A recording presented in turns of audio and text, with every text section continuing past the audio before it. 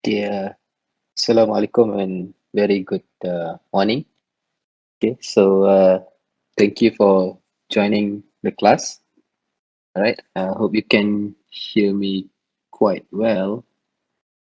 Okay, I hope so. Yeah, okay, thank you, Ernie. Okay, so today we're gonna continue with the next chapter, chapter 7. Okay, shaft, keys, and coupling. Okay, so I hope you guys are doing okay in your midterm. Like Dr. Rizwan say, I think in final thing, hopefully things gonna be better if you're not doing that well in the midterm. Okay. So don't worry, we're gonna have a revision class later on towards the end of the semester. Okay. So let's start the class. We have 36 right now, but I think more people are coming in. So let's just start first and maybe I'll show you one video while waiting for some of your friends to coming to the class. Okay, saya akan sharekan satu video pasal shaft. Okay, just so mungkin some of you tak pernah tengok shaft. Okay, maybe kita boleh tengok sama-sama lah. Okay, let me see that. Okay, okay, so kita boleh tengok video ni kejap sambil-sambil tu. Okay. Is a transmission shaft. What is a transmission shaft? Whenever we see a pump, lathe machine, IC engine, and gearbox, etc., we always find a principal rotating element in them. The principal rotating element is called as transmission shaft. It supports the transmission elements of a machine and transmits torque from one machine element to the other. Dengar. Okay, so apa kita akan belajar ni adalah shaft ni. So shaft ni adalah komponen yang distinct in the middle. Okay, usually it is a circular in shape. Okay, dia berbentuk bulat. Okay, ada juga shaft berbentuk segi empat dan sebagainya, tapi jarang lah. Biasanya dia berbentuk bulat. Dan biasanya satu lagi shaft awak akan nampak ni, dia akan ada steps. Dia macam the diameter dia berbeza. You can see that the side, the diameter right here is different than the diameter over there, for example, or at the end. Okay, so usually dia macam tu lah. Nanti kita akan tengok why they have different diameters. Okay, so shaft biasanya usually digunakan untuk transfer torque. Okay, maksudnya kita nak transfer motion dan torque. You can just transfer the motion, but you can also transfer the torque. Kalau torque dengan power sekali lah kan, kita nak transfer power tu contoh daripada motor, kita letak motor kat sini contohnya lah, dan kita nak transfer ke hujung ni. Okay, biasanya shaft ni the shaft is attached to a motor, to a gear ataupun pulley. Okay.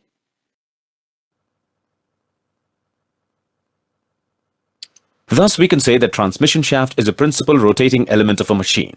It supports the transmission elements and transmits torque. Note that transmission shafts have a circular cross-section. Depending upon the application, shafts are given specific names. Although all application involves transmission of torque,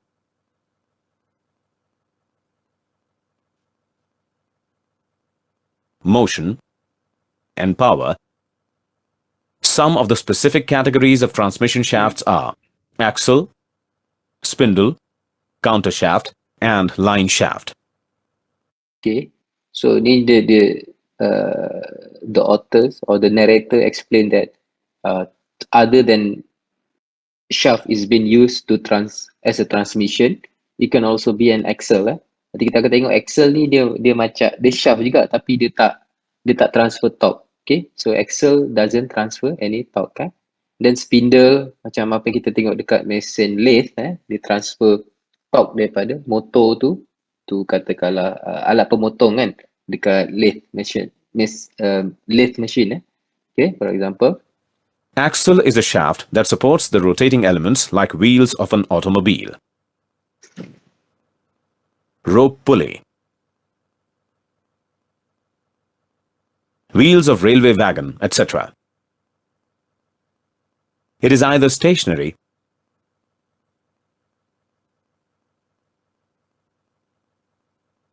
or rotating and is not subjected to a torsion load. It is used for the transmission of bending moment only. Okay. Nanti kita akan tengok yang mana axle dia hanya ada bending moment tapi dia tak ada torsion Okay, sebab dia tak transfer any torque kan. Dia tak transfer, this shaft doesn't transfer any torque, so it doesn't have any torsional force. Okay.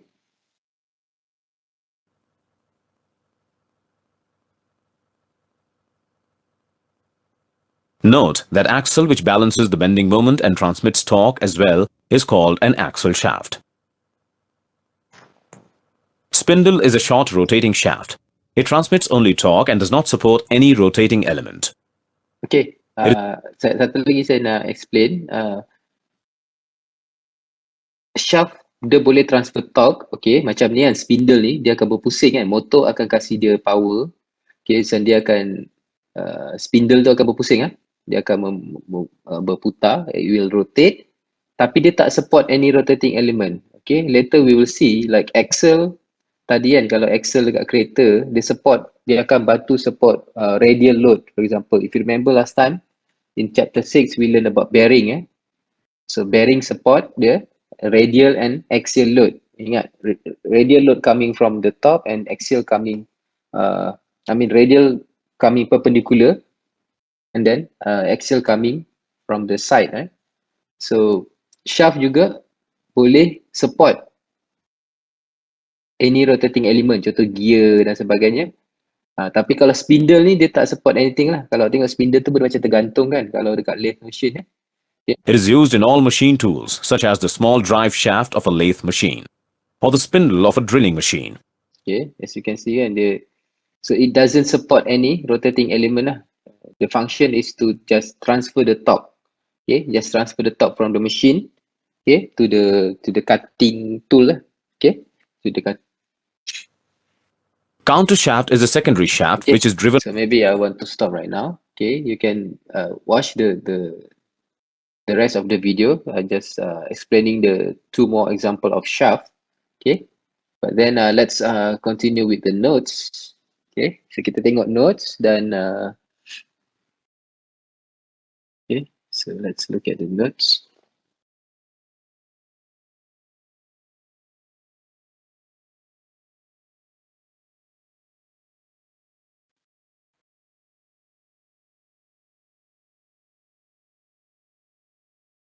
Okay, so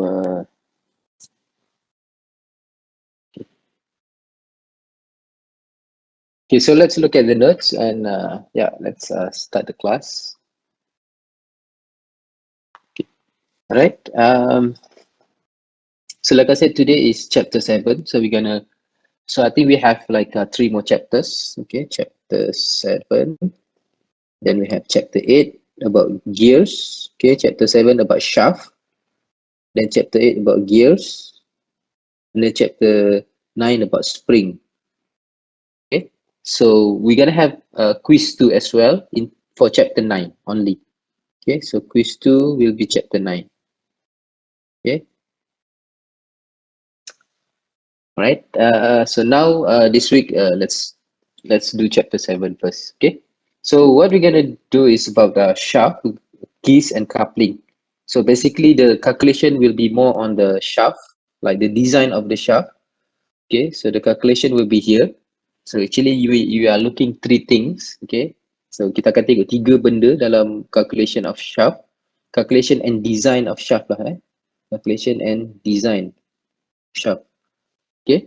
Manakala keys dengan coupling ni adalah lebih kepada pemahaman lah. So info lah. I said put it here, info. Okay. So calculation and design more on shaft. Keys and couplings just a couple slides explaining. Sebab keys dengan coupling adalah komponen yang didirikan bersama dengan shaft juga. Okay. Tapi the main player adalah shaft dalam chapter ni. Okay.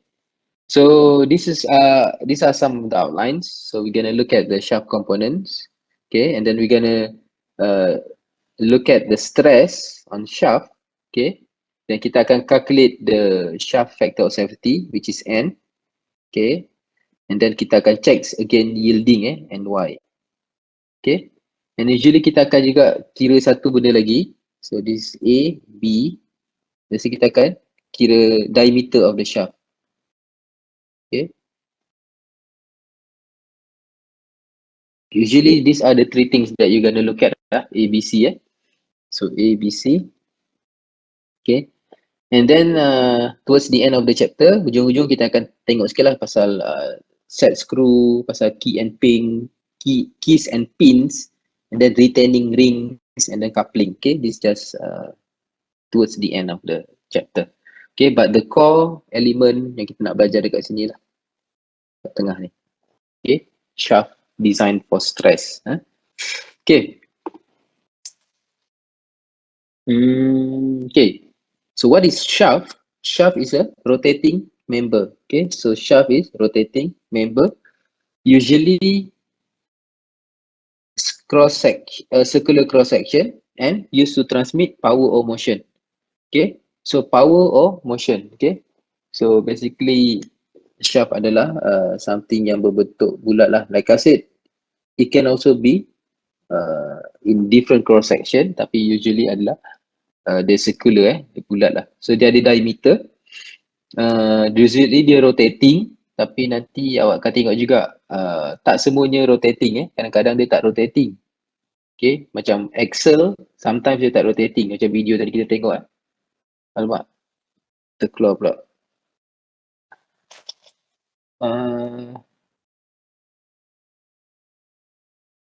Okay, let me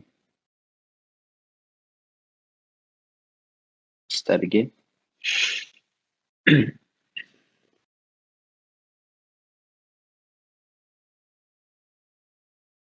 Okay, so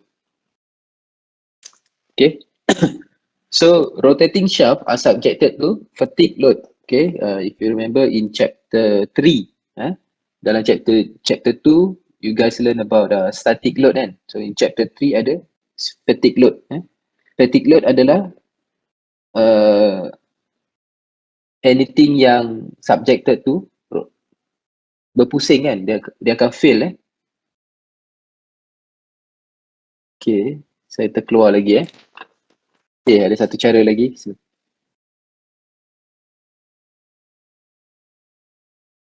Okay, so sebentar saya I think I gonna do another way. Okay.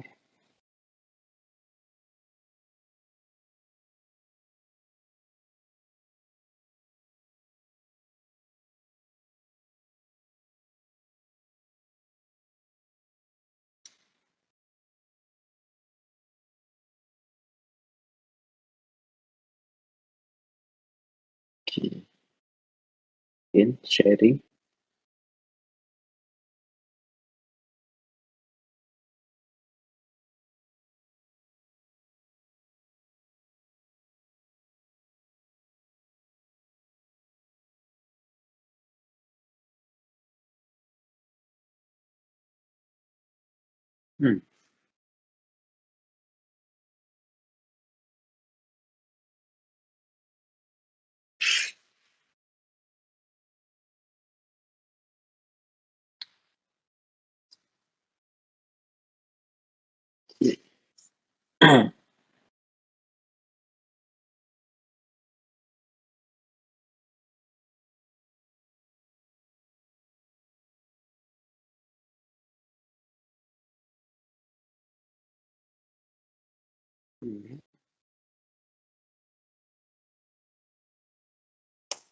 Okay, so kita kalau jadi lagi, okay, kita kena ubah lah.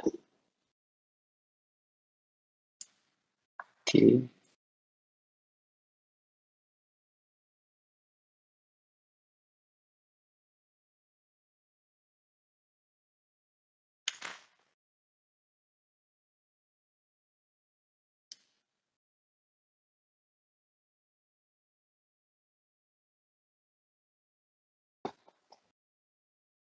Sekejap ada technical issue pula. Dia kenapa tiba-tiba ini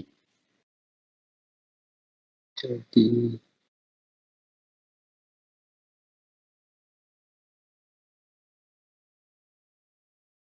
saya pun tak hidup.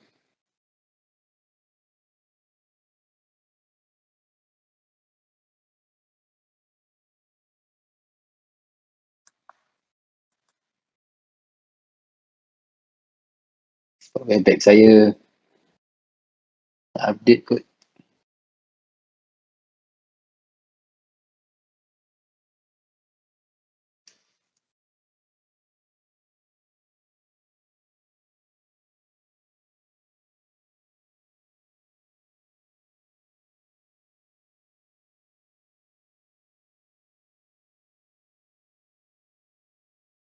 Optimize for image. Start broadcasting.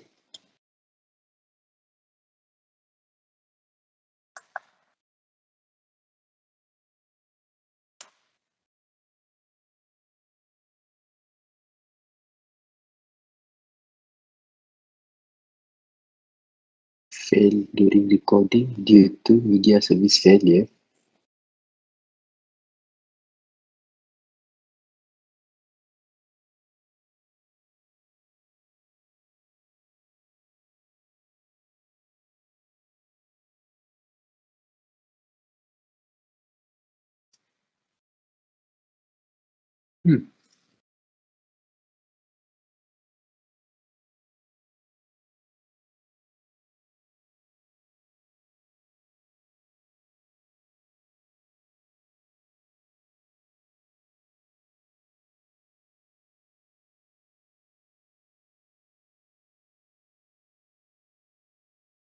Okay.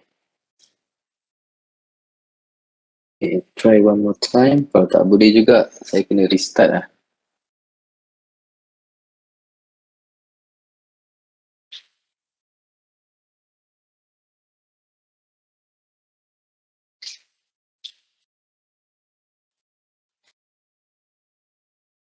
Okay. Nampak? Sudah nampak?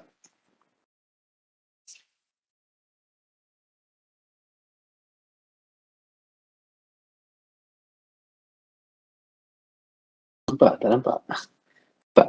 Okay. Alright.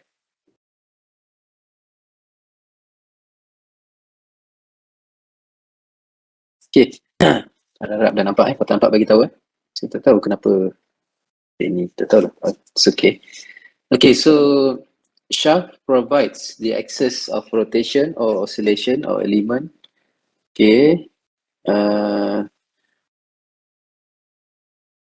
Okay, shaft provide the axis of rotation. Okay, elements such as gear, pulley, flywheel. Nanti kita tengok lah. Okay, so basically kita ada shaft dan shaft ni dia akan provide the axis of rotation. Okay, so as you know, shaft dia akan berpusing kan ni kan. So dia ada axis of rotation lah. Okay. Okay, dan biasanya shaft kita ni, kita akan attach dia dengan beberapa, like I said just now, kita akan attach dia dengan gear ke, pulley ke, crank ke, sprocket. Okay. So contoh, ni ada gambar. Contoh kadang-kadang kita ada macam ni kan, ni transmission shaft kita panggil. Transmission shaft, macam tadi saya cakap dia ada step dia macam bentuk dia ni. Dia macam lain-lain diameter. Nanti kenapa ada benda ni? Kenapa ada notch ni? Okay, kenapa kita ada kawasan macam ni kan? Ada takuk-takuk ni. Sebab biasanya dekat sini lah kita letak kita punya gear. Contohnya kita letak gear kita kat sini. So takuk ni ataupun the step ni, kita panggil step silinder ni, step. Maksudnya dia macam tangga step silinder. Okay, kenapa kita nak ni? Sebab kita akan provide axial punya support So kalau awak letak ni, katakanlah ni gear ni lah, yang saya lukis ni adalah gear ni. Contohnya ni gear lah. Untuk gear lah tu nampak macam gear lah. Nampak macam gear, just bayangkan dia. Okay, so dia akan, saya akan sangkutkan kat sini. So that's why dia akan provide axial support kan. Maknanya dia tak akan bergerak ke sana lah kan. Dia akan support, axial support kat sini. Okay. So that's the good thing about itulah about silinder ni. Okay.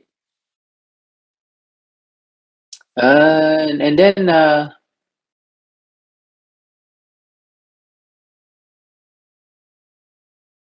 next adalah contohnya adalah contoh kali lain adalah macam ni lah. Ni machine shaft, ni spindle shaft. Spindle shaft dia satu je lah.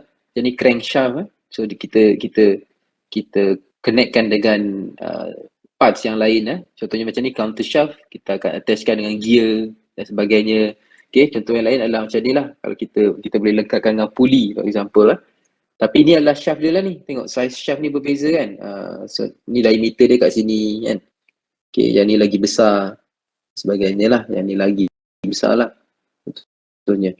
Okay. So itulah shaft. Shaft ni adalah batang ni. Okay. Batang ni adalah shaft lah. Okay. So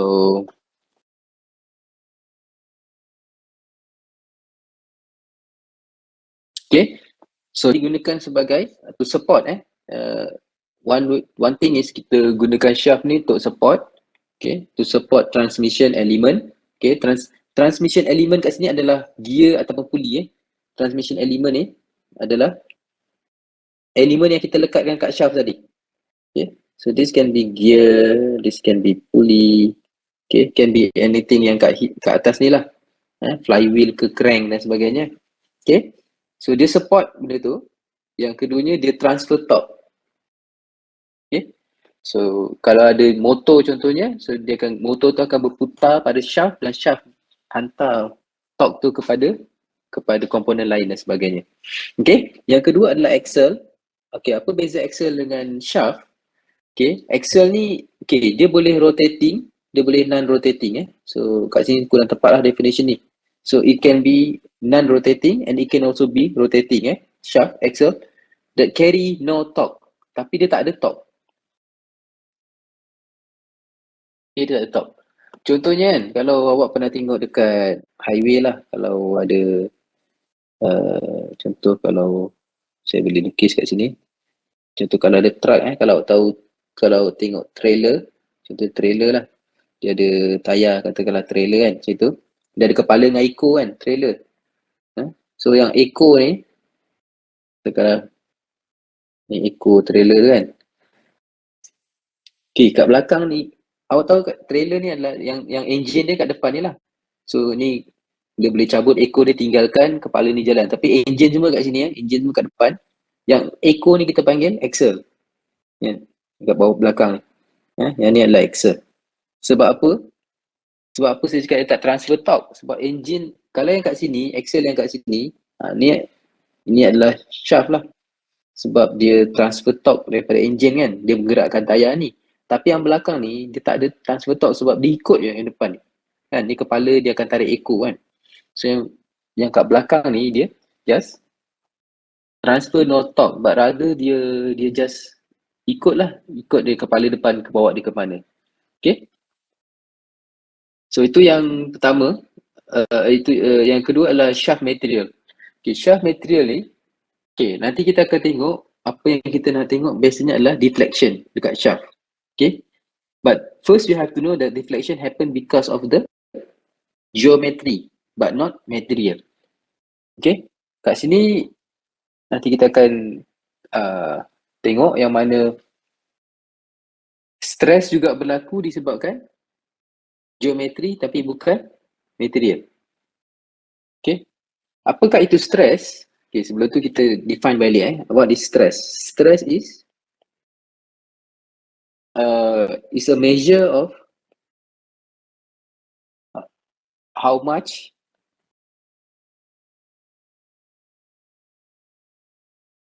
force an object experience per unit area. Maksudnya apa? Okay. Maksudnya kalau kita ada satu shaft, apakah itu stress? Stress adalah force yang kita kenakan kan. Tapi stress adalah unit yang mengukur how much force an object experience in one unit area kan. Contohnya, sebab tu kita akan ukur berapa dia punya size kan. Area for example kan. Kita nak tahu berapa stress atau berapa force objek tu boleh sustain pada satu masa. Manakala strength pula, sebab kat sini ada dua definition kat atas ni kan, ada dua definition, stress dengan strength. Okay. Apakah itu strength pula? Strength adalah material ability. Material's ability to withstand stress. Okay. Kalau strength adalah kekuatan material tu untuk handle stress. Okay, strength dikontrol oleh property. Yang ni memang strength adalah disebabkan oleh material property. Kan? Kekuatan dia untuk handle stress adalah disebabkan dia punya property. Contoh beza kayu dengan besi. But then stress is controlled by geometry but not material. Sebab apa? If you look back at the definition, stress is a measure of how much force an object can experience per unit area. So maksudnya, kalau kita ada shaft yang lagi besar, maknanya dia boleh handle lagi besar punya stress compared to shaft yang lebih kecil, for example. Okay? Tapi kalau kita nak kasih dia kuat, kita boleh improve dia pakai material. Okay? So that's why shaft is usually made from low carbon, cold, drawn or hot roll. Okay, nanti kita akan tengok yang ada kalau you want to do mass production, kalau nak buat mass production kita akan pakai hot roll.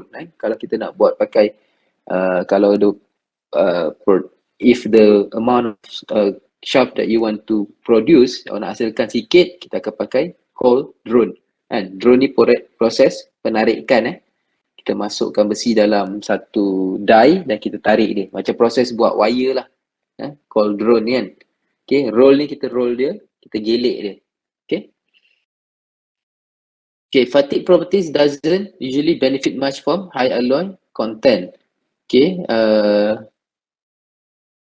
maksudnya sebenarnya kalau buat shaft ni kita tak perlukan besi yang sangat berkualiti, bukan berkualiti maksudnya kita perlukan high alloy content dan sebagainya. Tak perlu sebenarnya. Sebab kita akan tengok nanti yang mana sebenarnya benda tu boleh diimprovekan by geometry kan, ataupun safety factor. Okay, kalau ingat tadi kan 3 benda yang kita nak tengok kat sini. Okay, factor safety, shaft diameter dengan yield. Okay, so these are the 3 things yang lagi crucial dalam shaft dalam shaft design. Okay. Okay, and then shaft material just now, cold drawn steel typically for diameter less than 3 inches. Kalau kita ada shaft yang kecil macam ni kan, diameter dia less than 3 inches which is quite small, then we use cold drawn. Saya cakap tadi kan, proses buat macam buat wire. And then hot roll, okay, adalah digunakan untuk larger sizes. Okay, again kalau low production kita pakai lathe, okay, untuk buat shaft. Tapi if you have a high production, you want to do shaft in the large amounts, then forming or casting is common. Okay, usually casting. Okay.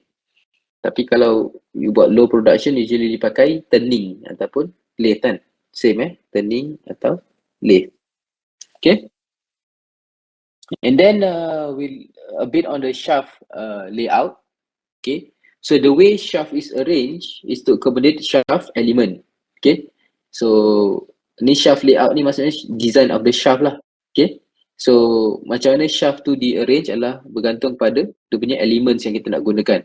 Okay. This must be determined in the early design process. In general, shaft geometry similar to step cylinder. Okay. This is what I have explained just now. Okay. So usually kita ada shoulder ni, shoulder. Tadi takuk yang saya cakap tu shoulder. Okay, katakanlah ni shaft. Okay. So, ni kita panggil shoulder dia. Okay. So, shoulder tu to actually locate the shaft element. Okay, kalau ada perkataan shaft element, tu semua adalah ni shaft element. Shaft element for example adalah gears, bearing, pulley. Okay. So again kita tengok gambar tadi. Macam ni lah. Dia punya design of the shaft cylinder ni dia macam ni, ada step kan? Kan? Dia step So dia akan ada step macam ni. Okay. Again lah, kalau tengok yang lain-lain pun kebanyakan ada step. Macam ni pun sama ada step. Ni pun ada step. So step ni kalau tengok macam ni kan, for example this one, when this is the shaft element, gears ni. So you put the gears on the shoulder kan. Tadi dia kata shoulder. Okay. So this is the shoulder lah. Ni contoh ni lah paling obvious lah ni. Ini shoulder. Okay. So okay. So some of the issues that you need to consider when designing the shaft, okay, axial layout of the component, okay, position and location of the shaft element. Kat mana nak letak gear tu? Okay, for example, katakanlah, yalah, kalau nak letak gear tu dekat depan, then kena design step tu kat depan lah, kan? Contohnya, katakanlah kat sini nak letak gear pertama dan sebagainya, okay? So, you have to determine first the position of your shaft elements, gear, pulley dan sebagainya. And then, method to transfer axial load to the shaft, okay? Supporting axial load. Okay. Selalunya shaft kita juga akan tergantung usually shaft kita akan katalah sangkut kat mesin dan sebagainya. So that's why shaft tu kena, okay, usually katakanlah ni shaft, kita akan ikat dia ke something. Contoh for example kan, kalau macam untuk tire, kita ikat dia to something, katakanlah this tire, okay, gambar ni terbalik pula ni, katakanlah macam tu lah. Let me draw again kat sini kot. Okay, katakanlah ni kan, dia tergantung dekat body lah dan sebagainya. Okay, so shaft ni juga akan menahan load, katakanlah dekat position right here, dia menahan load kan. So sebab tu kita juga kena letak contohnya bearing dan sebagainya. Kenapa? Kalau kita ingat last time bearing kan, dia membantu menyerap load kan. You remember last time, for example, let's say this is bearing and this is radial load and this is axial load kan. Axial dengan radial.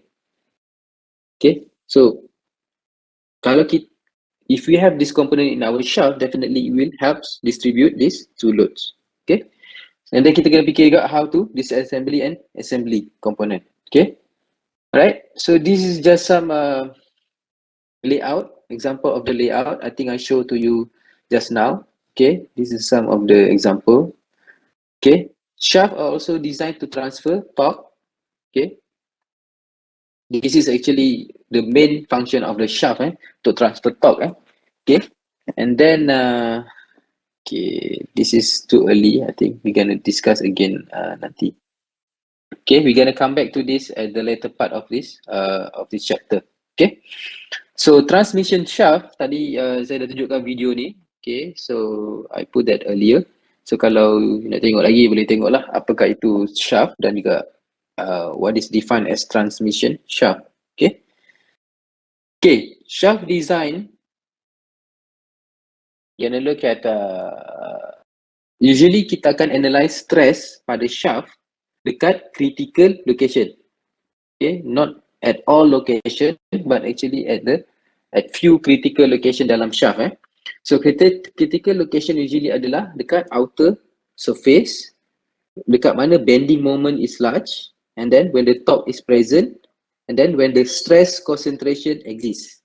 Okay, contohnya, okay, kalau kita ada satu shaft macam ni kata shaft, kalau bending moment kan, kalau katakanlah kita ada load kat sini, so dia akan melengkung. Okay, example lah, dia akan melengkung sikit lah macam tu. So the interest adalah dekat point ni kan, the point katakanlah where, okay, this the 2 point of interest yang kita nak tengok. Okay, kalau kita ada torque, contohnya kita transfer torque, kita transferkan torque kat sini kan, kita letak motor kat situ kan, so mungkin kita nak tengok lah dekat area, kat mana area yang mungkin akan terjadi fatigue kan. Kalau transfer torque dia boleh patah dan sebagainya kan. So kita nak tahu dekat mana area tu, dekat mana, kat berapa torque berapa torque minimum dan maksimum, for example. Okay. Okay, lagi satu yang terakhir adalah where stress concentration exists. Ingat tak kenapa benda ni? Dekat chapter berapa?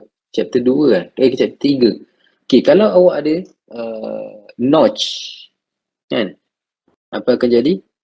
Atau awak ada step macam ni kan? Contohnya awak ada satu alat yang macam gini, step kan? Contohnya macam ni lah. Okay. Kan? So, apa akan jadi bila awak ada step? So, the flow macam ni kan? The what they call that? Dia punya flow of the force ke? Okay. So, dekat sini adalah tempat paling penting kan? Kat area sini. So, kita panggil this is stress concentration factor kan? Kalau ingat juga, kalau ada notch pun sama kan? Dia akan macam ni kan?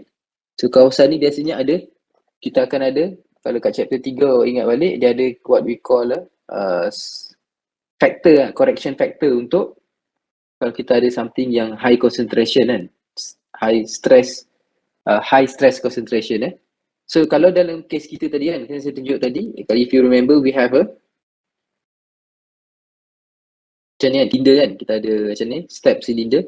Okay, when we have a step cylinder like this, okay, then we have a high stress concentration kat sini kan, perubahan-perubahan ni. So that's why kita consider this in our design of the shaft. And then kita akan tengok juga sebab shaft akan subjected to fatigue load. Okay, sebab apa? Sebab kita rotatekan dia kan. Bila kita rotatekan dia, dia mungkin akan fail sebab fatigue load. Ingat ni Dr. Rizwan dah cover. Okay. So kita nak tahu juga adakah dia akan yield. Kan? Adakah dia akan yield kan? Okay. So kita nak tengok juga, okay, dia yield ke tidak, for example. Okay. So apa yang kita akan kaji, macam saya cakap tadi, kita akan tengok 3 benda, factor of safety and, okay, and then the critical shaft diameter, berapakah diameter yang safe untuk kita gunakan, okay, dan yang ketiga adalah kita akan tengok yielding, the yield tak. Okay, so these are the 3 important things yang kita akan cover dalam chapter 7 ni. Okay, so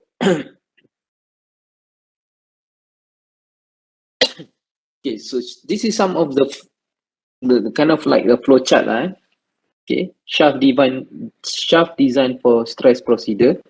So macam mana kita nak nak calculate ataupun macam mana kita nak cari 3 elemen tadi tu lah. 3 elemen tu, factor of safety, design shaft diameter and then yielding. Okay, so apa kita buat, biasanya kita akan calculate 2 benda ni yang important. Nama dia alternating dengan mid range. Okay, shaft stress. Okay, so kalau kita ada shaft, okay, dan katakanlah yalah shaft ni kita nak cari dia punya tadi tu yang 3 tu kan, kita nak tahu factor of safety, kita nak tengok dia punya diameter dengan dia punya yield. So apa yang kita calculate, kita akan calculate apa kita panggil ni alternating dengan mid range shaft stress.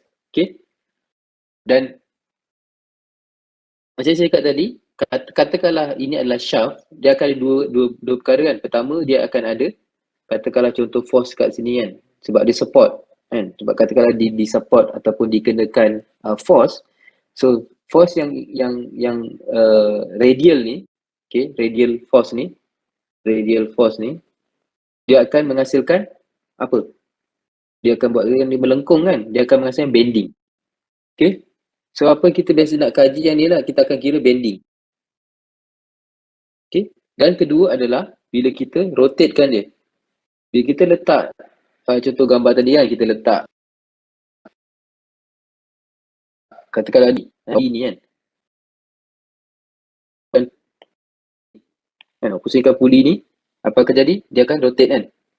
Contoh kat sini juga, ni ada gear. Awak letak motor kat sini, apa akan jadi? Shaft ni akan rotate. So apabila dia rotate, apa yang kita ada? Okay, dia menghasilkan torque. Okay, kita nak transferkan torque, tapi torque akan menghasilkan torsion. Okay, so apa yang kita ada kat sini adalah torque ni, torsion. Okay, so force yang radial akan menghasilkan bending, manakala torque akan menghasilkan torsion. Okay, apa maksud A dengan M ni? Ni, alternating dengan ni, A alternating, M mid range. Saya akan tunjuk apa tu alternating dan mid range kat bawah lagi. Sekarang just definition je, just nak you guys know that ada dua elemen penting, bending dengan torsion. Okay, torsion dihasilkan oleh torque, okay, yang dihasilkan daripada tadi gear, okay, daripada pulley, daripada anything lah, motor yang menyebabkan shaft kita berpusing, kan? Itu akan menghasilkan torsion.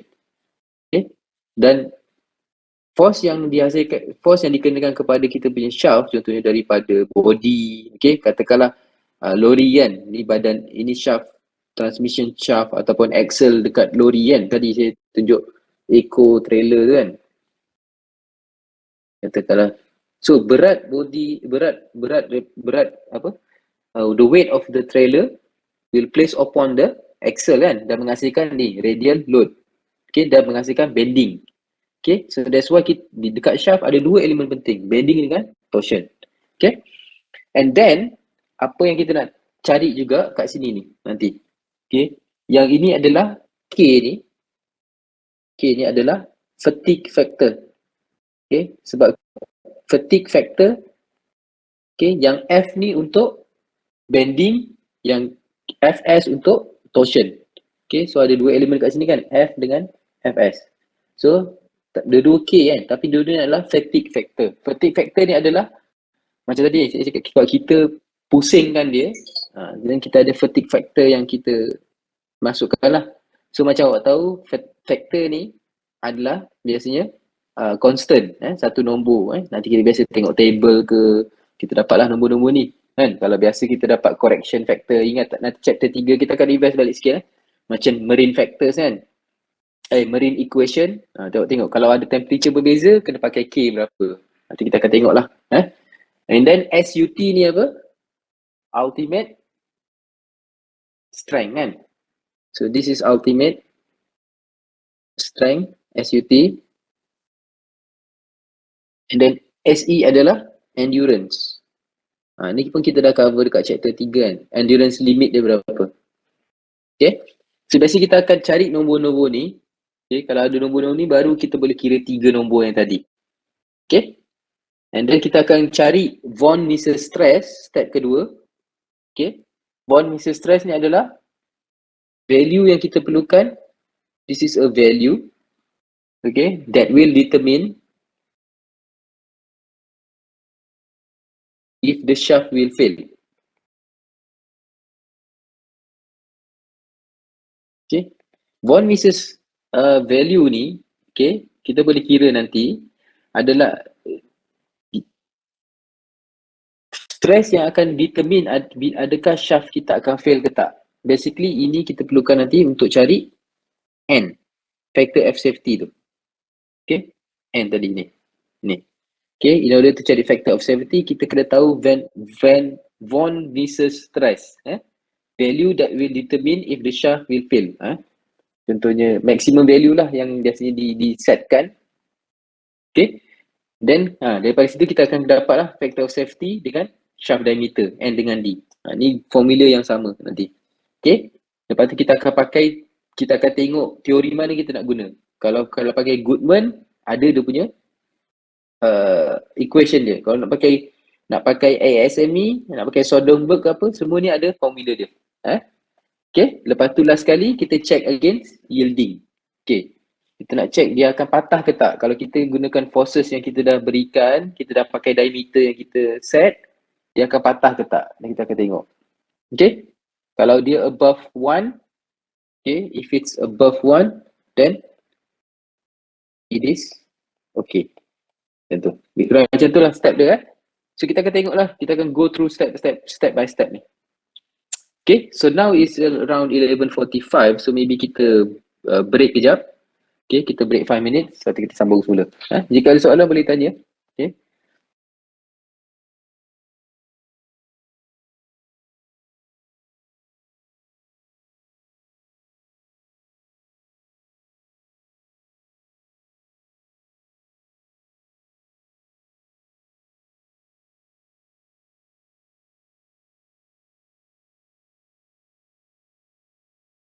Okay, ada soalan boleh tanya. Tak ada, saya nak minum air.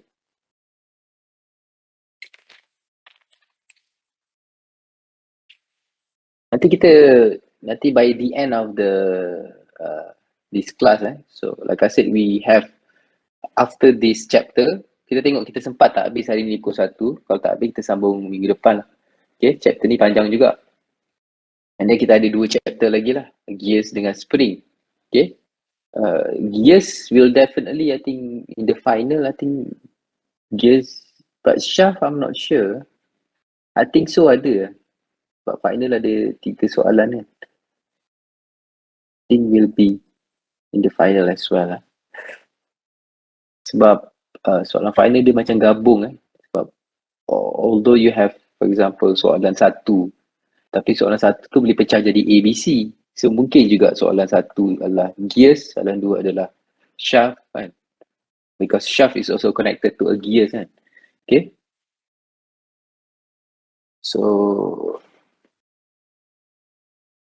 okay.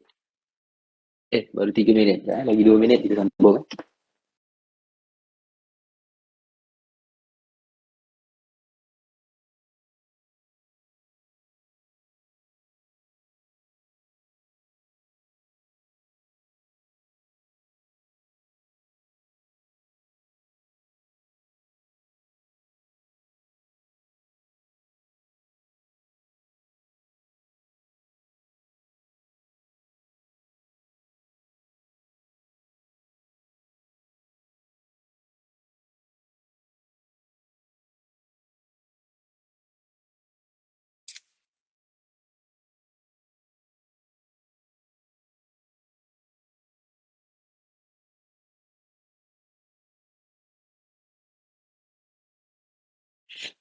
Okay.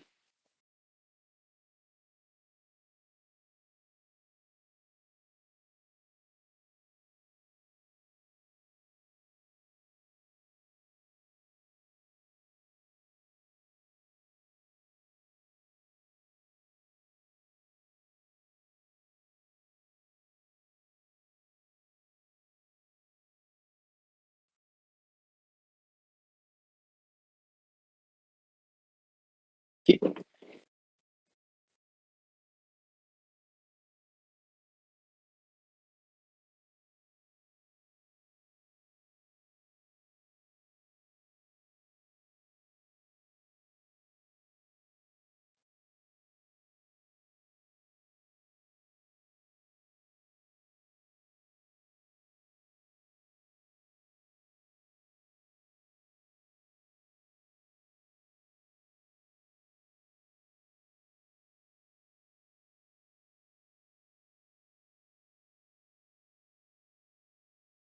Okay, let's continue. Okay,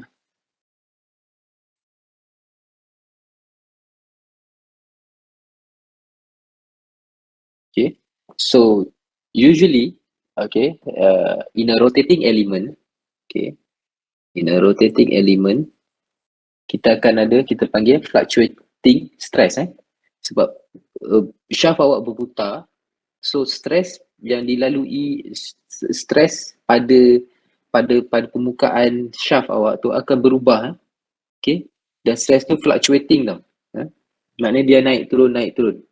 Okay, so the fluctuating stress can often be characterized simply by the minimum and maximum stress. Okay, so the stress that fluctuating tu can be simplified by minimum and maximum stress. Okay, M min dengan M max. Okay, contoh macam ni lah. Kalau kita plotkan dia macam itu, dia fluctuating. Okay, stress dia adalah dia fluctuate. Okay, so apa yang kita tadi kat sini kan, kat atas juga, kita akan dua komponen important adalah alternating dengan mid range. So apakah itu alternating dengan mid range? Okay, so mid range adalah mean lah, saya cerita mean. Maknanya mean mid range punya stress adalah max min. Manakala stress A adalah alternating component. Okay, alternating componentnya adalah minus. Max minus min bagi 2. Okay, and then this, positive value. Okay, so just kalau minus max tolak min, dapat minus number, so dia jadi positif juga. Just kita nak value saja. Okay, so tu beza dia.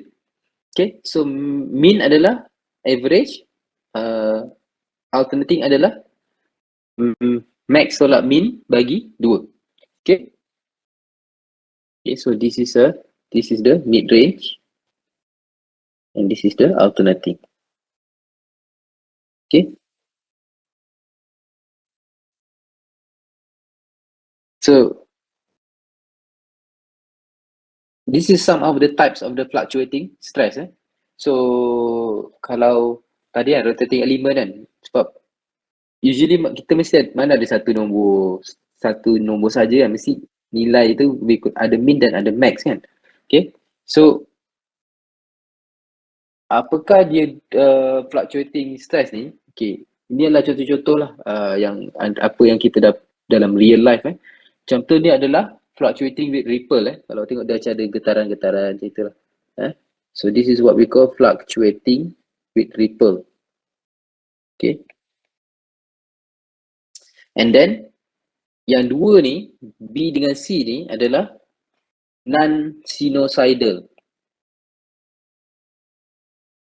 Okay, biasa kita dengar perkataan kita nak sinusoidal kan, itu yang kita nak.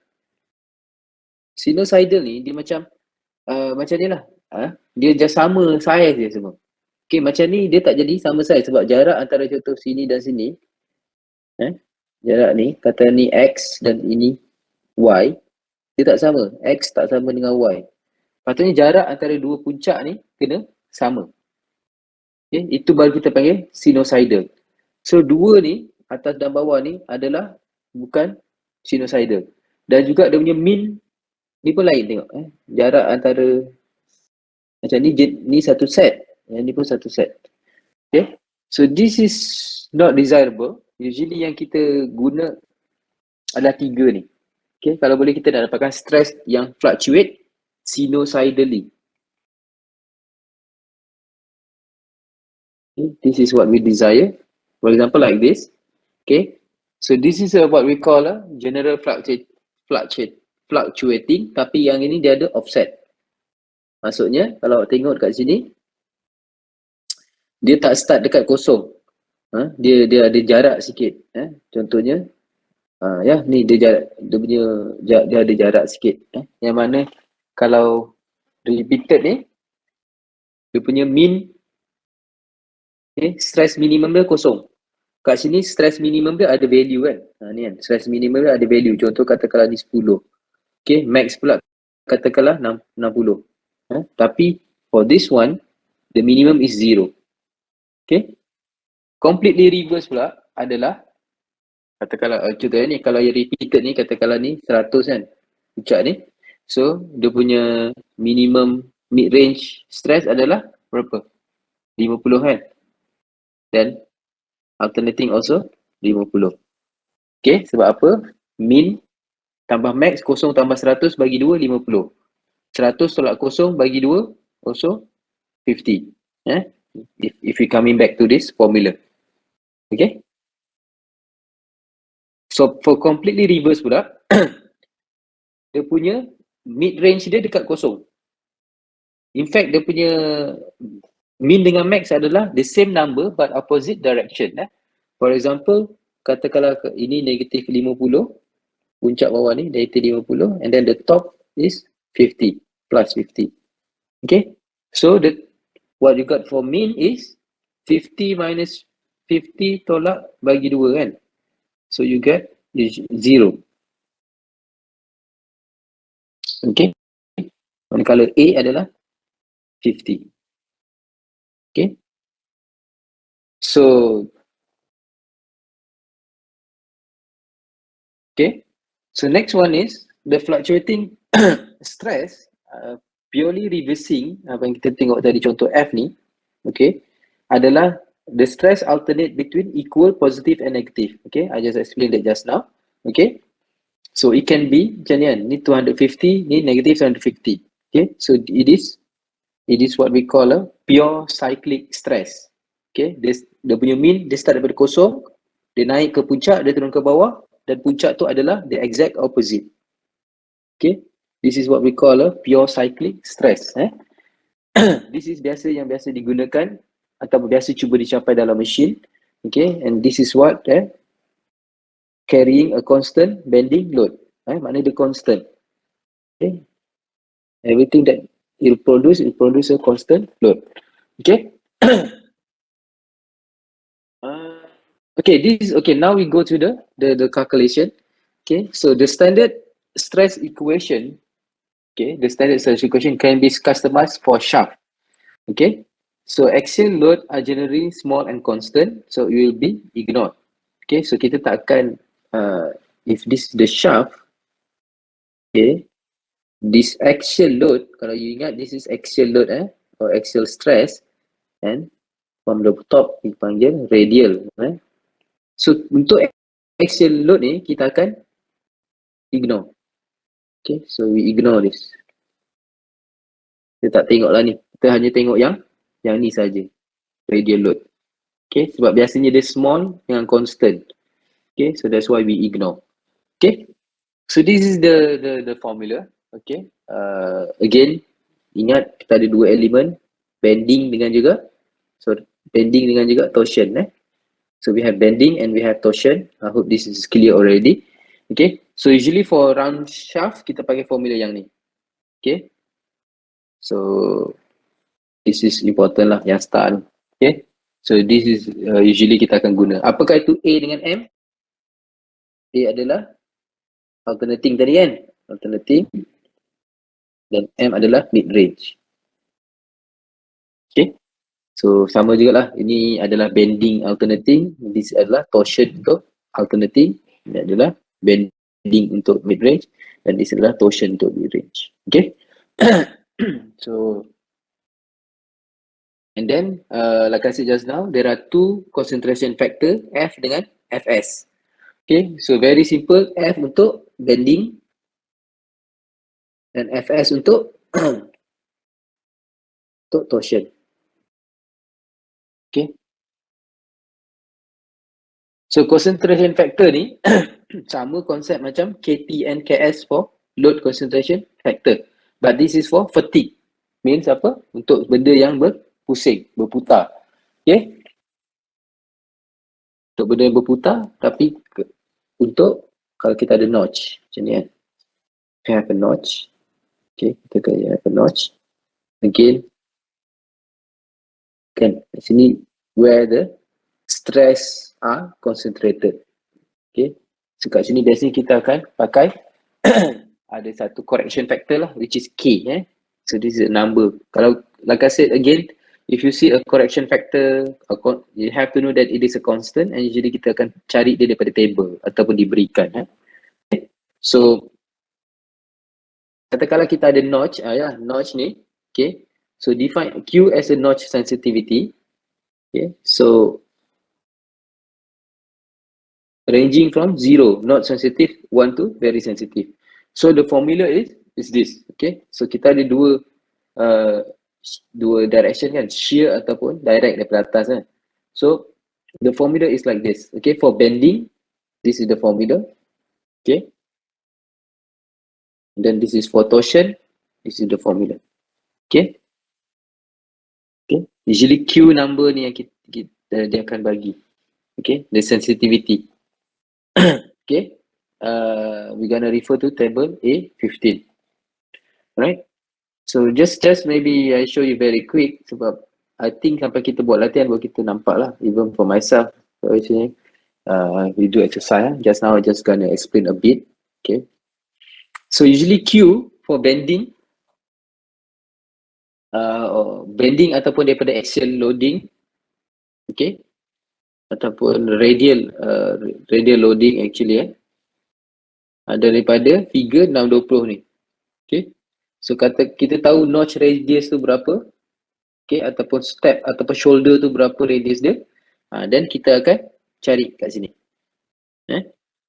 Kita buat latihan, kita tengok lah. Kalau ni untuk torsion, okay, torsion figure ni. Okay, so kita ada dua lah yang tersalah. Satu untuk bending, again satu untuk torsion load. Okay, so depends. Okay, a steel, okay, kita tengok simple exercise ni. A steel shaft in bending has a ultimate, okay, has a ultimate strength of 690 MPa. So this is SUT. Okay, kalau saya conteng lah saya punya ni. Ni SUT kan, ultimate strength. So SUT 690 mega pascal. Okay. And a shoulder with fillet radius 3 mm connecting 32 diameter with 38 diameter. Estimate KF. Okay. So dalam soalan ni sebenarnya gambar dia adalah macam ni kan. Ni. Okay. Dia ada dua shaft lah macam ni, macam ni. Okay. Tapi dekat sini dia ada fillet sikit. Ni fillet. So gambar yang betul macam itulah, dia ada fillet. Okay. So dia melengkung, dia bukan tegak lah. Kalau kita lukis balik kat sini macam gini, and then dia melengkung sikit macam tu lah, lebih kurang So this one dia kata yang ni 32, ni diameter dia 32 mm, yang besar ni 38. Okay, 38 mm. Kat sini pula dia punya radius of the notch is 3 mm. Okay. So apa kita perlu cari sekarang adalah, dia kata KT is given. Okay. So KT is 1.65 dengan SUT tadi sama dengan 690 mega pascal. Ni maklumat kita ada. If the question doesn't give a value K, then use figure 85 to find the. Okay, ni nantilah. Kalau KT is not given, then kita ada satu lagi figure ni sebenarnya. Okay, but now in this question KT is given. But if KT is not given, then kita akan pakai satu lagi list. Kalau ingat dekat ni chapter berapa Chapter 2 ke 3. Kalau KT is not given, the stress concentration factor tadi ni kita boleh cari pakai ni. D besar bagi D kecil, dan kita cari berapa KTS dia, for example. Okay, but now in this question, KT is given. So kita tak perlulah refer to figure just now tu. Figure A tadi tu. Figure A apa tadi? A159 sebab KT is given 1.65. So daripada figure 6.20, kita nak cari berapa dia punya Q. Ni kan? Okay. So just now dia kata notch radius dia R equal to mm. Okay. For this table, you have to look it very carefully. Yang bawah ni adalah dalam bentuk inch. Okay, bawah ni inch. Yang atas dalam mm. So kita boleh gunakan lah. Kalau awak punya notch radius adalah 0.10 inch, tengok table bawah. But for our case, it is in mm. Okay, 3 mm. So inilah. Okay, so apa kita buat? Kita tengok line yang ni pula. Kat line ni pun ada dua number. Satu, contoh yang atas ni untuk SUT 200 kilo pascal. 200 PSI kilo PSI. Tapi kita ada juga unit metrik gigapascal kat sini. In our case, the one that we was given, SUT is equal to 690 mega pascal. Apa saya akan buat? Kita akan ubah kepada gigapascal. So, lebih kurang 0.69 gigapascal kan? Okay. Tapi sebab kita tak ada 0.69, apa yang kita ada paling dekat adalah 0.7. So, kita boleh gunalah 0.7 ni. It's okay. Okay. So, draw a line here, nanti 0.7. Sini.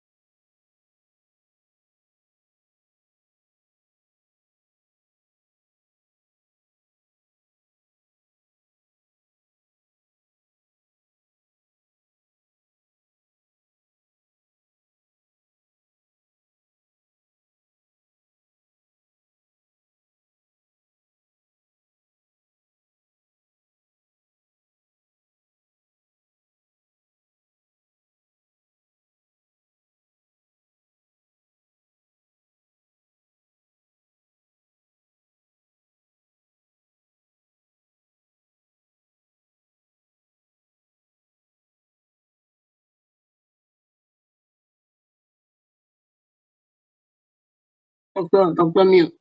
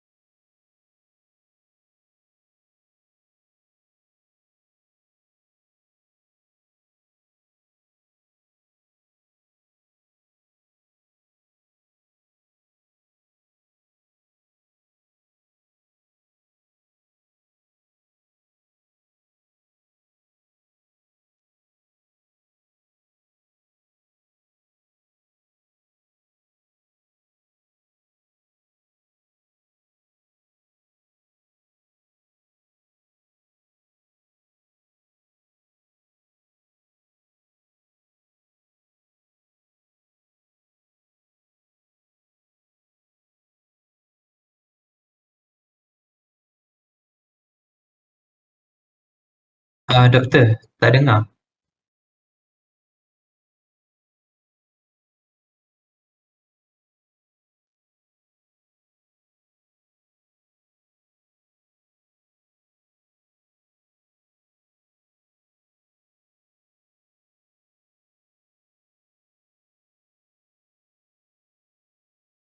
Okay, dengar. Dengar Okey, doktor. Okay. Alamak. Kenapa saya berdengung?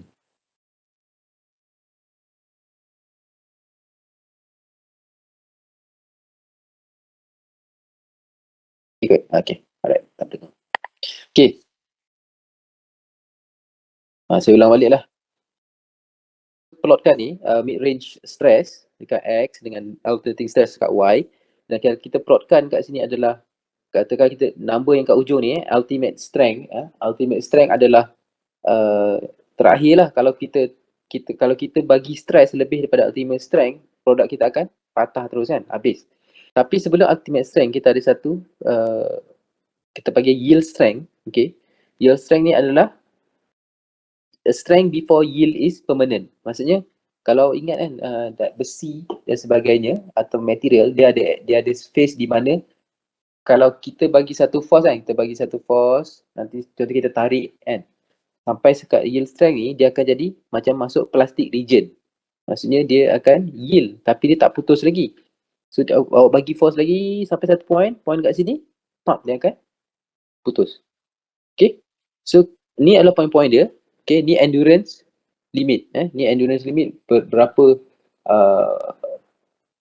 endurance limit ni macam SUT jugalah. Tapi dia adalah, kita dah mengambil kira semua factors. Dalam endurance limit ni kita mengambil kira semua factors. Contoh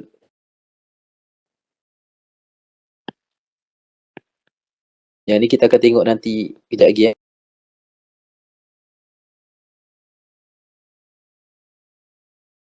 Okay. So kalau kita plotkan this, so konsep je saya nak terangkan perlu just faham konsep. Okay, ada beberapa line.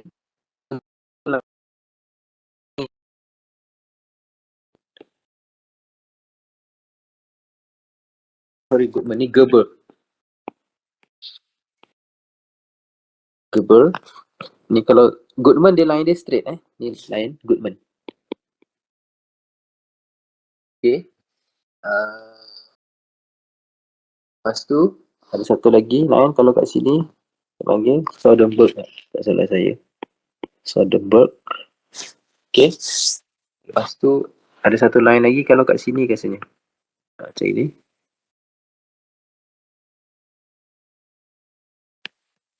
Okay. This ASME. Okay. Point yang paling penting adalah apa saya cuba nak tulis kat sini adalah, apa yang saya nak sampaikan adalah anything biasanya lah.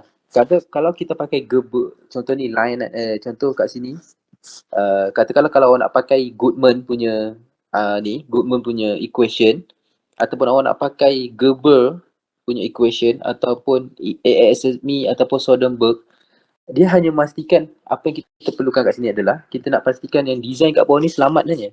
Itu je. Kata kalau pakai Gerber, nampak tak? Gerber ni lagi besar lah. Awak boleh pakai area bawah graf ni semua selamat. Tu maksud dia. Kalau pakai Goodman, kat sini. Bawah line Goodman ni semua okey, design bawah tu. Okay, semua value yang bawah dekat line apa-apalah, Gerber ke, Goodman ke, Soderbergh ke, ASME, dia selamat. Tahu tak? Maknanya stress dalam, kalau awak gunakan stress bawah region line ni, maksudnya shaft awak akan selamat. So what it says is, this is safe design region. Tu je konsep yang saya nak sampaikan sebenarnya. Dan Gerber ke, Goodman ke, Soderbergh ke, ASME ni, line dia lain-lain lah sebab dia ada formula lain-lain. Dan macam ASME, Soderbergh ni agak konservatif lah. Nampak tak? Kalau Gerber, lain-lain nombor dekat area bawah ni semua masih okey. Tapi kalau ASME dengan Soderbergh, dia lagi konservatif. Maknanya dia lagi, apa orang kata, lagi nilai tu lagi kecil lah, lagi selamat digunakan. Contoh biasa tu, sebab tu kalau US pakai ASME. Okay, for example. Okay, so ada, kalau nak pakai Goodman, kita pakai ni 7.7 punya formula. So kat sini, contohnya kalau Goodman ni, usually kita boleh susun lah. Kalau nampak ni kan, kat sini ada D kan, dekat sini ada SE tadi. Okay, tadi ni KF dan sebagainya, dan N ni adalah safety factor. Tapi usually what we want to solve is D. Itulah D adalah diameter of the shaft. So kita boleh rearrange equation ni jadi ni. Okay, so ni adalah equation yang sama tapi awak rearrange. Then this is usually apa yang kita nak kira. Like I said, if this question in the final, you don't have to worry, but rather fahamkan apa je nak masukkan. Equation akan diberikan, you don't have to hafal. Okay, ini adalah Goodman punya equation untuk N dengan D. Okay, kalau nak cari N, solvekan N lah. Solvekan N. Kalau cari D, solvekan for D. Okay, so this is for Goodman and this is for Gerber. Okay, DE Gerber. Okay, adalah A dengan B apa. Okay, and this is for ESME ellipse. Okay.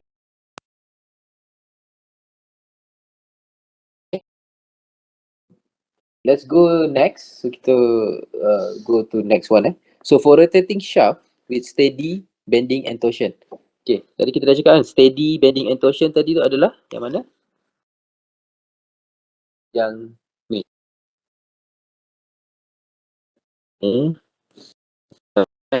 Fluctuating punya stress tu.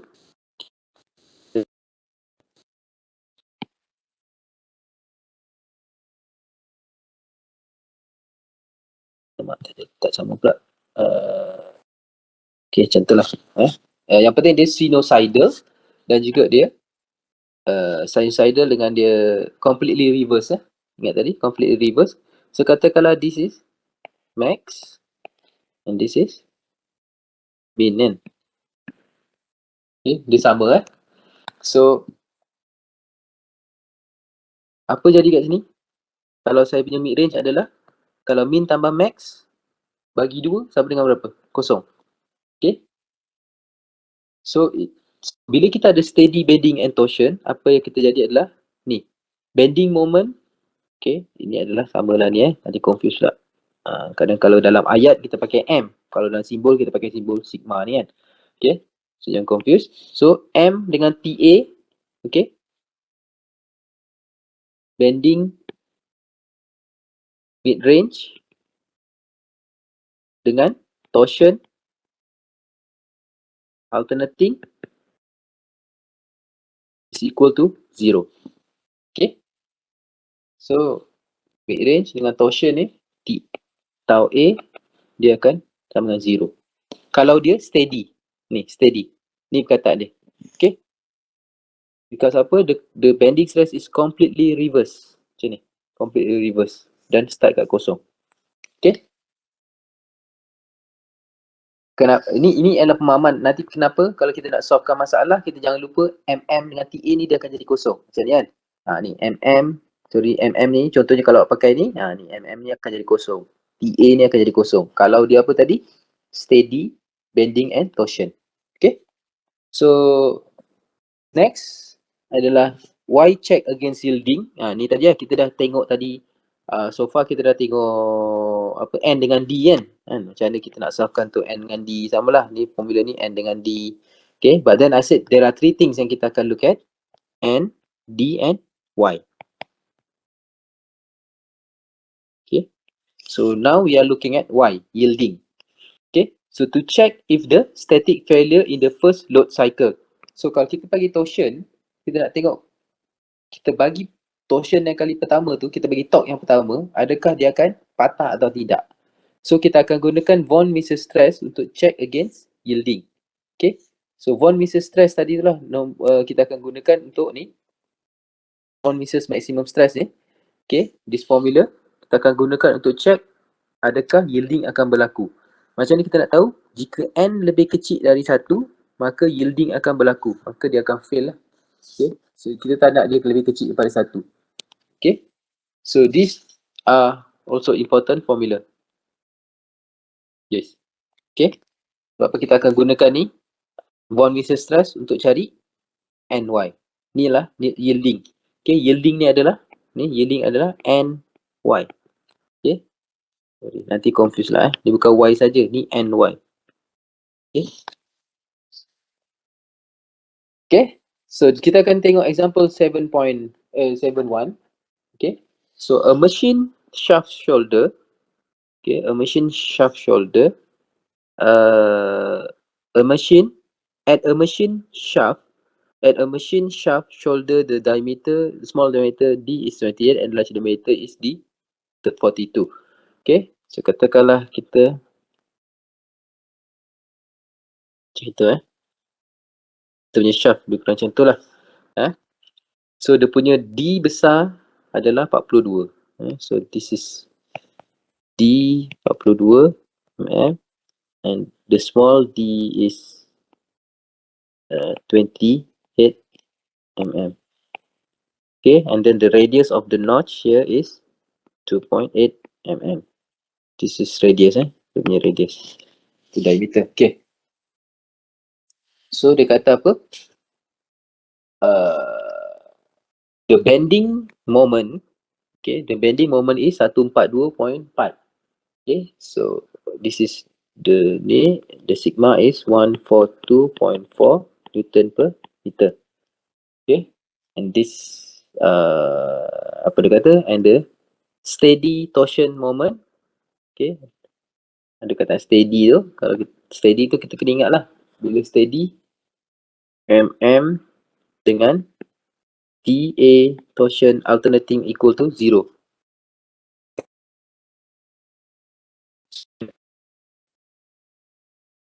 Mid range dengan torsion alternating equal to 0. Okay. So dia punya torsion equal to 124.3 Newton meter. Okay. The heat treated steel has an ultimate strength of SUT equal to 735 megapascal. And yield strength SY equal to 574 megapascal. The reliability goal is 99%. Okay, so reliability ni nanti kita tengoklah kat mana 99%. Determine the fatigue factor of safety of the design using the fatigue factor description. Determine the yielding factor of safety, ni NY . Okay, so ni cari N, yang bawah cari NY. Okay. Okay, first kali kita nak cari KT kan. Tadi KT dengan KTS kan. Sebab apa? Kita nak cari, bila kita nak cari N, contohnya kita pakai ni lah, Goodman. Kata kita pakai equation ni. So kita nak cari ni lah, KF, okay, MA dah tak payah lah. Kalau kita pakai rumus ni, kan. Dah equal to, MM dengan TA yang equal to 0 kan. So this is 0. This is MM equal to 0 sebab dia steady kan. MA dah ada, TM dah ada, kita kena cari KF dengan KFS. Betul tak? SUT pun dah diberikan. Okay. Cuma SE kita tak ada lagi. SE kita kena cari. Okay. Yang diberikan adalah SY. So basically ini adalah MA and this is tau M. Okay. Okay. So apa kita nak cari sekarang? Kita kena cari KS dengan KTS dengan KT. Okay. So this is untuk torsion So kita nak cari KTS lah. So apa kita buat? R over RD sama dengan 28 point bagi 28 kan. R bagi RD. Okay. Tengok balik kat sini. R 28 bagi 28. So kita dapat 0.1. So D over D is equal to 42 over 28. So you get 1.5. Okay. So 1. R over D is 0.1 kat sini. Dan line kita adalah line 1.5. So kita tak ada line 1.5. Apa kita adalah 0.33 dengan 0.2. So kita agak-agak lah kat tengah tu lah. Kita bayangkan kalau 1.5 tu dekat tengah-tengah sini je. So just agak-agak je. Kata kalau tu 1.3 tu 1.2. Dia in between lah kat tengah-tengah situ contohnya. So you just estimate this number. Okay. Lebih kurang katakanlah this is 1.6 here. Dan katakanlah this is 1.5. I would say KTS is just estimate 1.45. Okay. So that's my KTS. Okay. So and then from this kita kena cari KT. Okay. So KT pun samalah. R over D sama dengan tadi 0.1. D besar over small d is 1.5. Again, kat sini tengok 0.1 dengan 1.5 ada line lah. So okay. So sini pergi ke sini. Okay. Then dia pergi ke there is equal.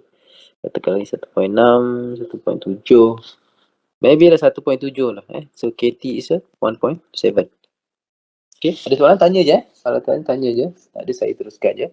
Okay. So KT 1.7. Okay. So kat sini kita pun dia dapat berapa? Dia dapat 1.42 lah dengan 1.68. Okay lah. Saya dapat 1.7 dengan 1.45. So it's okay, don't worry. So kita boleh solvekan pakai equation 6.32 ni. Kita boleh solvekan dan kita boleh dapat lah KF dengan KFS. Okay.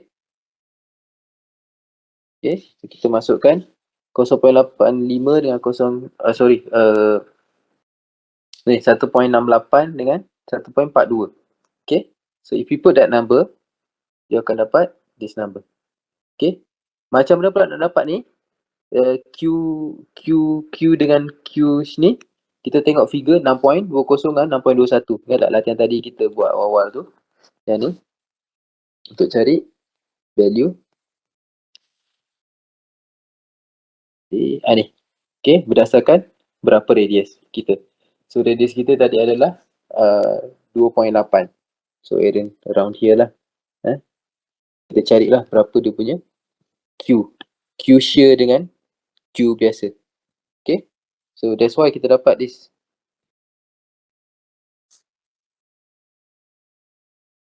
Kita dapat ni. These two number. Okay. So you plug in these two number, you akan dapat KF dengan KFS. This value. Dapat this value. Okay. Then question 6.8, okay, ni daripada lama punya. Okay, yang ni kita kena buka balik. Chapter 3. Okay, so saya buka balik saya chapter 3. Okay, chapter 3 mana tadi? Ni ya. Okay. Okay, untuk kira SE prime, awak kena buka balik chapter 3. Okay ni. Okay ni. Untuk cari endurance limit. Ni. Okay, since SUT saya, okay, since ultimate strength kita, berapa? Ultimate strength kita tadi kat sini. Yang diberi soalan adalah ultimate strength kita 735. Okay. So kalau 735 adalah bawah daripada 1400 megapascal. Okay. So kita punya formula untuk SE prime adalah 0.5 SUT. So this is what it is here. Okay. Sebab ni adalah bawah daripada SUT dia adalah 1400 megapascal kan. So formula dia ni. Kena tengok balik ni. Endurance limit kat chapter 3. So masukkanlah 0.5 kali 735. So we got SE prime. Endurance limit dia adalah 3675 megapascal. Okay. Sekarang ni kita kena cari SE dulu ni. Marines, ingat tak? Marines ni kan. Daripada Marine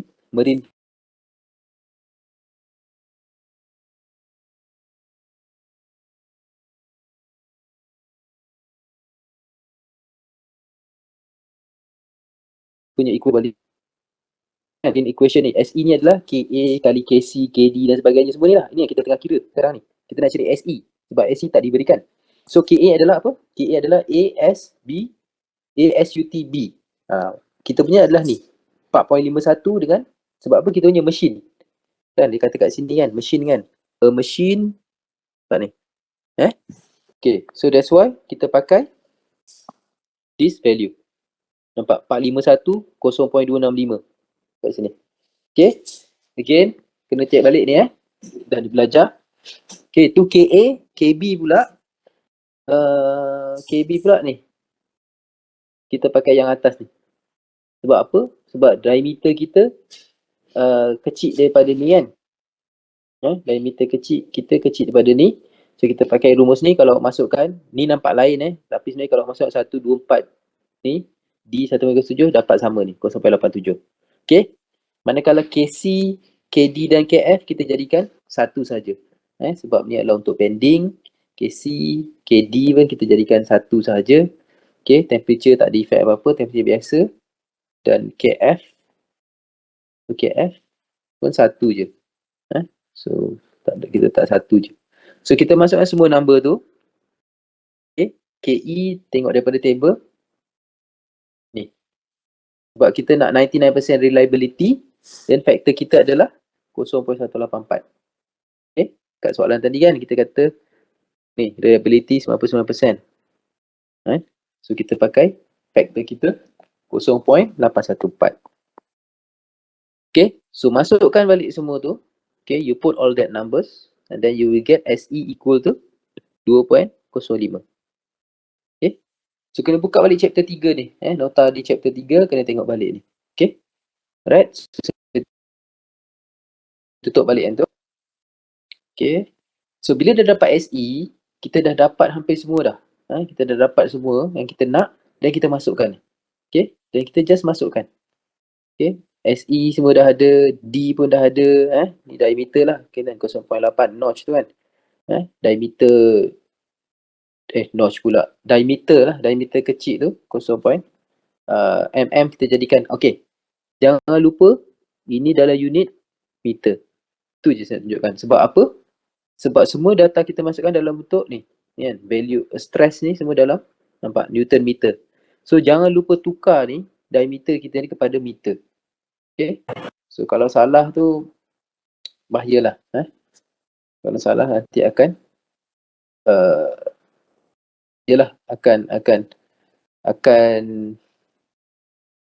akan problem. Okay. So, kita masukkan that number. Okay.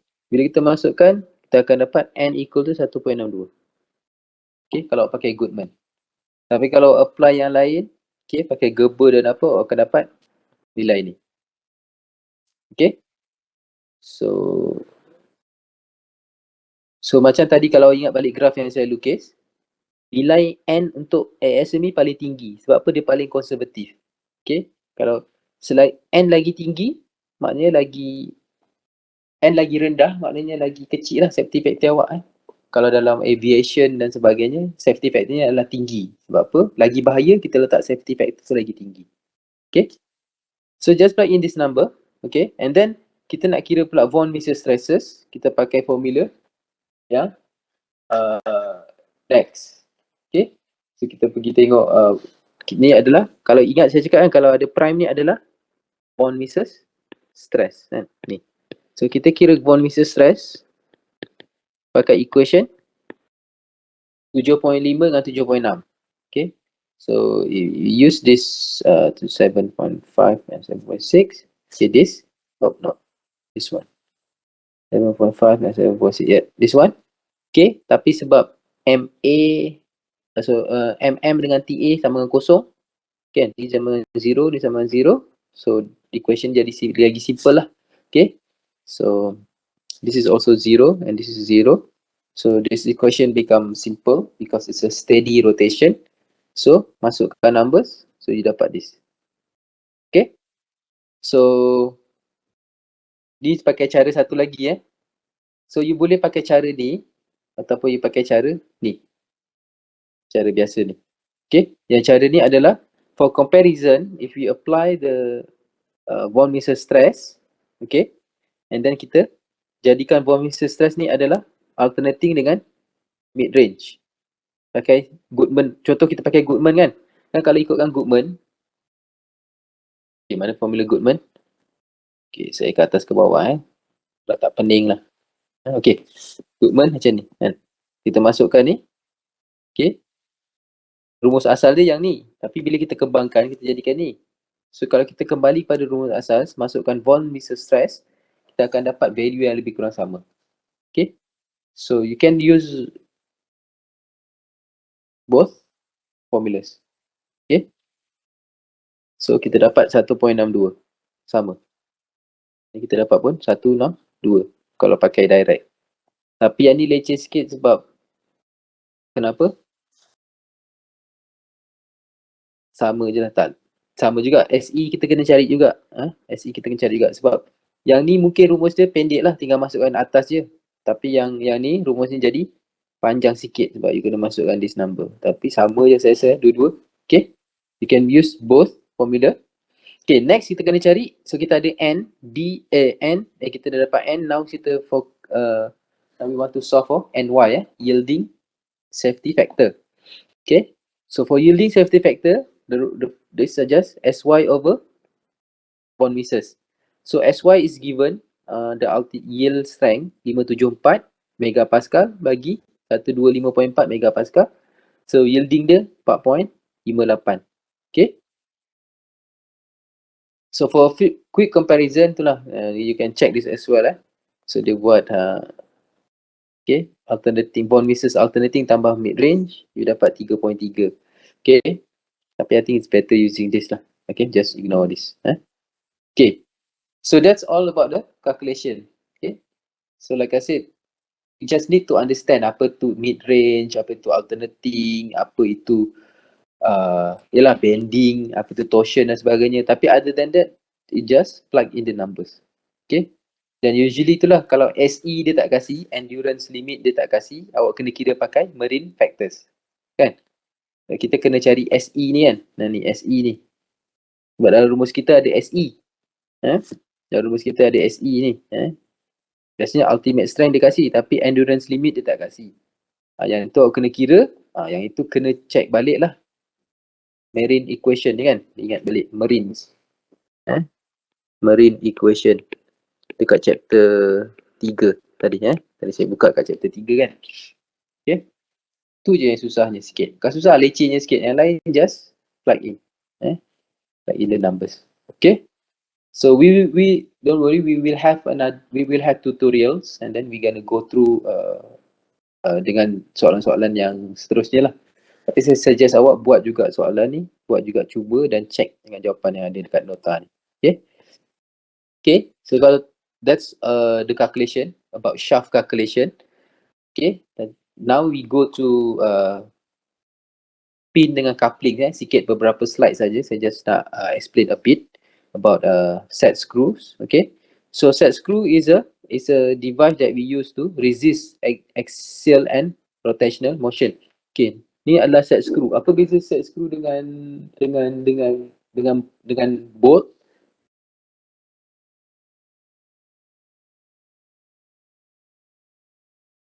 Length, have, thread.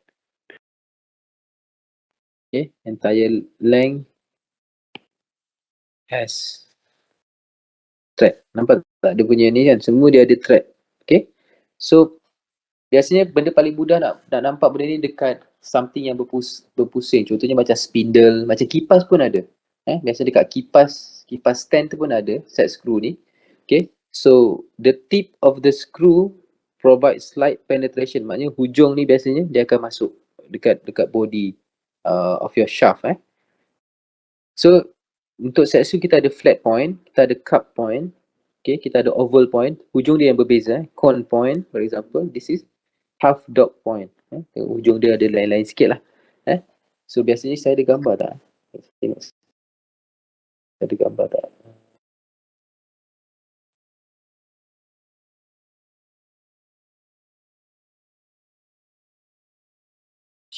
Set screw. Saya ada gambar kat sini.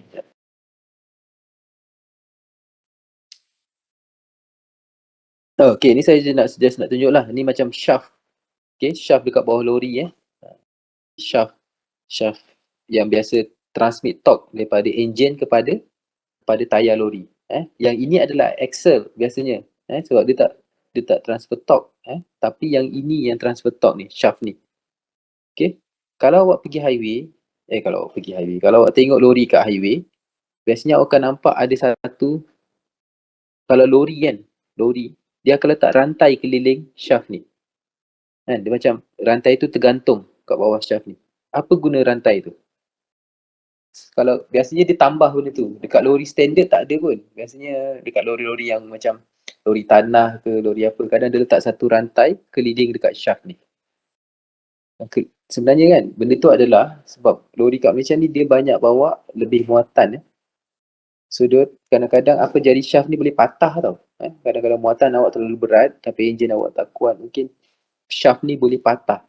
Dan apa jadi kalau shaft ni patah bila lori ni tengah berjalan laju?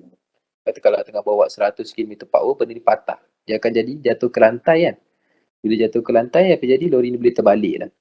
Dia akan, yelah benda ni hit the road and then the lori akan terbalik lah. Sebab tu kadang-kadang dia letak rantai kat keliling ni. Sebab apa? Bila shaft ni contohnya patah, dia akan jatuh kat rantai tu. Dia tergantung lah. So lori tak berjalan tapi macam tu lah. So saya nak tunjukkan tadi apa sebenarnya. Oh, nak tunjukkan set screw. Ni. So biasanya set screw kalau macam ni lah. Kita nak lekatkan this element, this rotating element to the shaft. Kita pakai set screw kat sini. Okay, so that is set screw.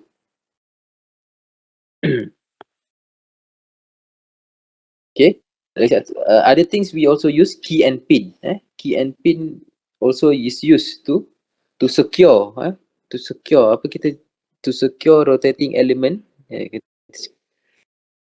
such as gear, pulley dan sebagainya. Okay, kita boleh gunakan juga key and pins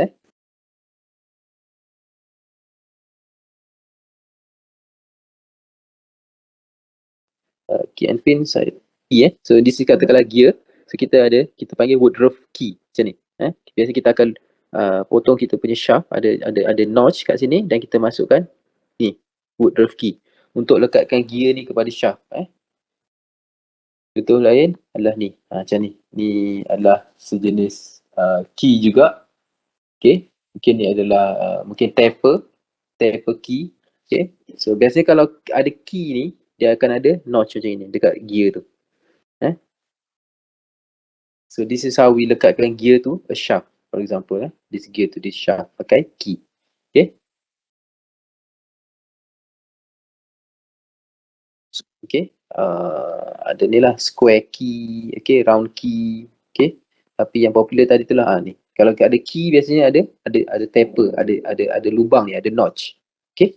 So banyak jenis key. Okay, ada sign key, tangent key, saddle key dan sebagainya lah. So ada juga link saya sediakan ni kalau nak tengok detail pasal jenis keys. Okay. So yang agak popular adalah Woodruff ni lah. Woodruff key ni. Okay. Ataupun GitHub, Taper. Tapi GitHub ni tak di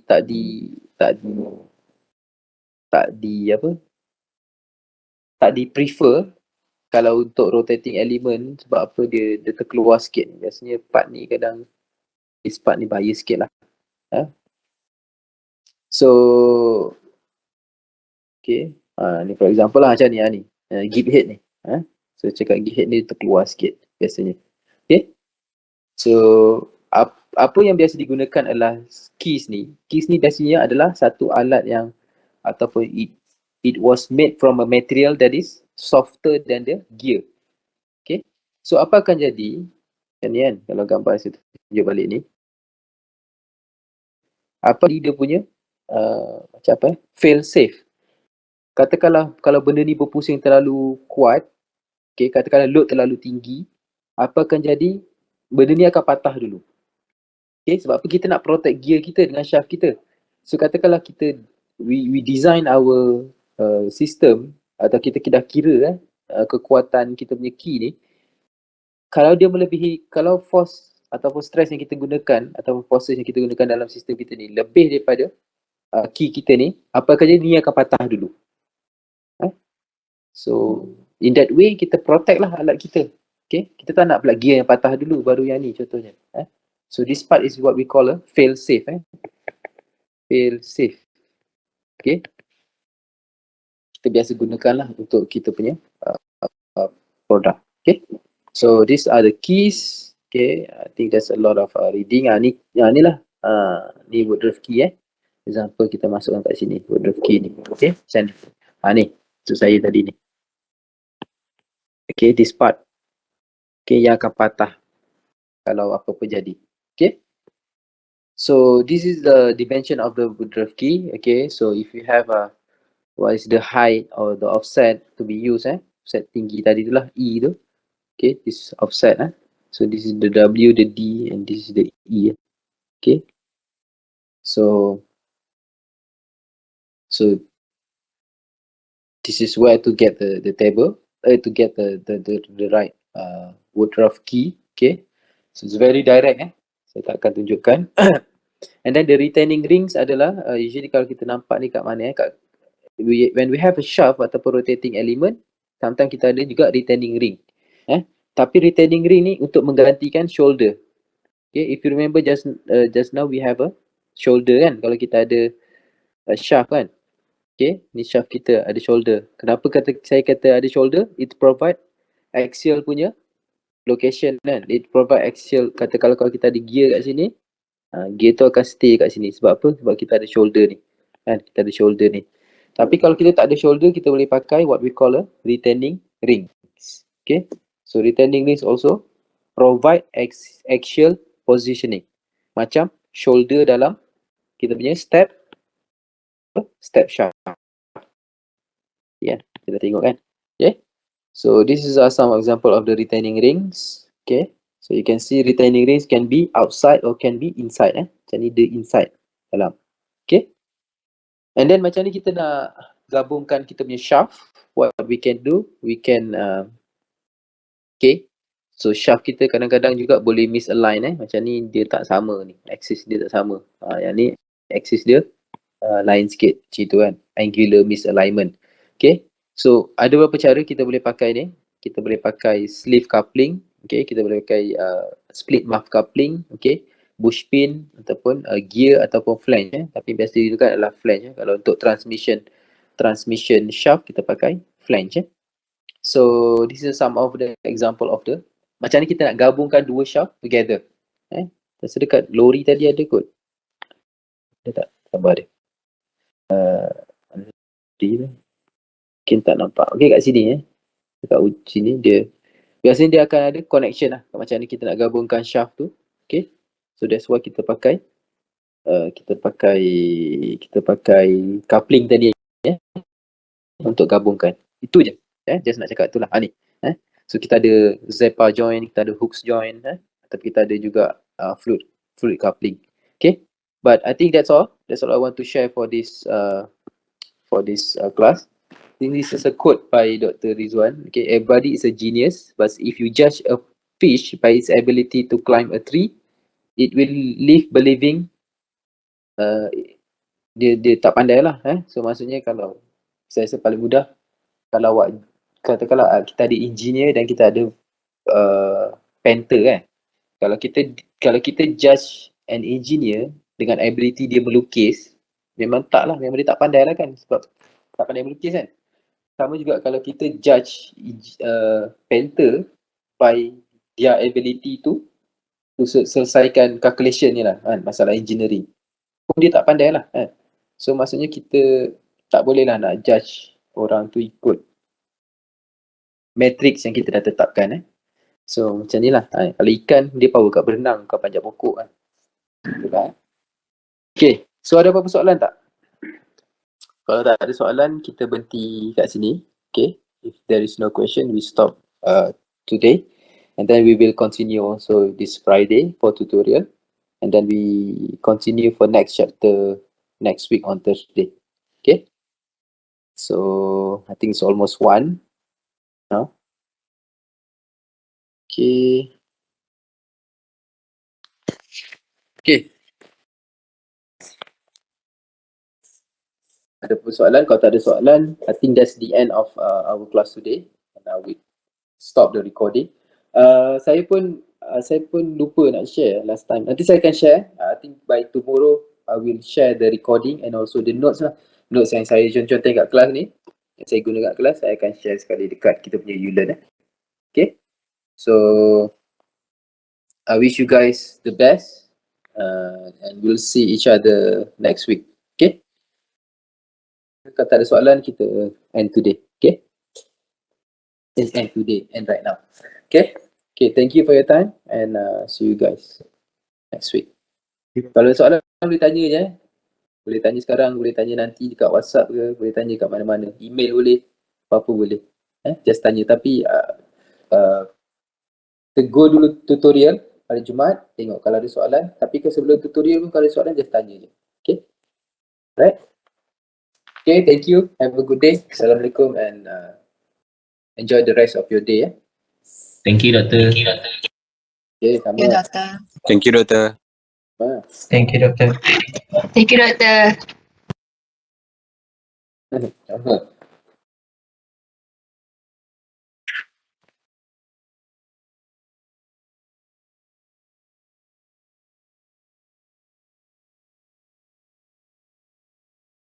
Okay, saya akan stop recording